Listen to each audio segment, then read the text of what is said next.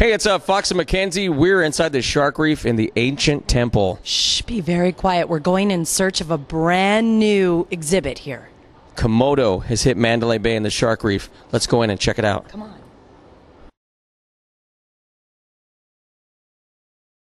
All right, it's Foxx and MacKenzie at the shark reef at Mandalay Bay. We're with Jack, who's the general curator, right, of the shark reef. Yep, that's right. Mm-hmm. Now, the main question is we're here because of the big Komodo dragon.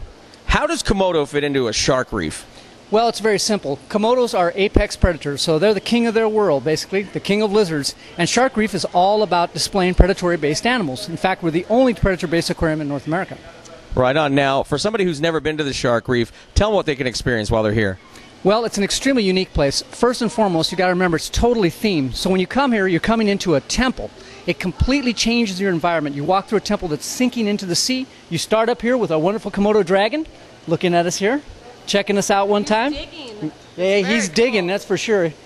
He's doing a great job in drawing people to the temple. And then you work your way down to the shipwreck that's filled with sharks and 1.3 million gallons of artificial seawater.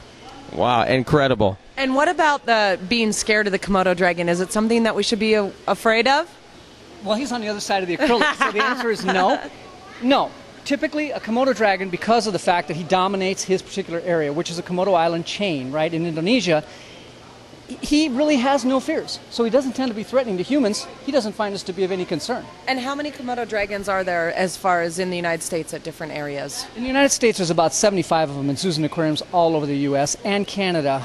However, the bad news is there's only about 3,000 to 5,000 of them left in the wild, and they are an endangered species as a result. And we're very fortunate to have this animal here as one of our endangered species at Shark Reef, including we also have green sea turtles. And of course, that's the goal, I'm sure, of all the animals and everything that goes on here at Shark Reef is to help people be more aware of the species that are endangered. What are we planning on doing with the Komodo dragon here? Are we going to, make sure that we get more? Are we going to help? How can we help? Well, we're directly involved with that. I mean, we have to fund research in Komodo proper just to have an endangered species.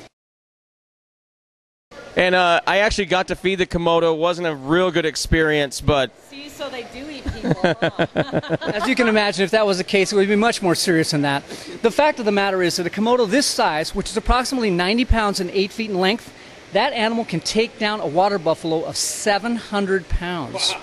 It consumes absolutely everything, the bones, the intestines, everything, 100% of it, and it just gorges itself. It only leaves about 12% of the animal remaining after it eats.